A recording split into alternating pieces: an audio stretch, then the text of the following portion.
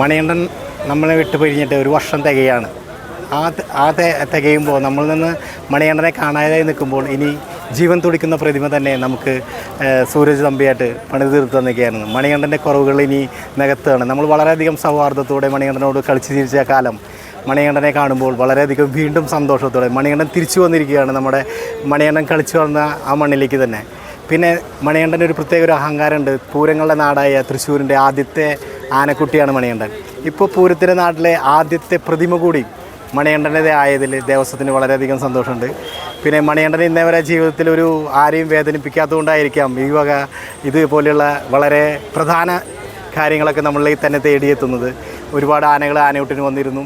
മണികണ്ഠൻ്റെ ഓർമ്മ പുതുക്കാൻ മണികണ്ഠനോടൊപ്പം ഉണ്ടായിരുന്ന പൂരങ്ങളിൽ പങ്കെടുത്ത അവൻ്റെ സൗഹാർദ്ദങ്ങളും കൂട്ടുകാരും എല്ലാം എത്തി അവർക്കും അന്നദാനങ്ങൾ കൊടുത്ത് നമ്മൾ വളരെ സന്തുഷ്ടരായി എല്ലാവരെയും പിരിച്ചുവിട്ടിരിക്കുകയാണ്. ഇനി വർഷവും ആനയൂട്ട് നടത്താനാണ് ആഗ്രഹിക്കുന്നത്.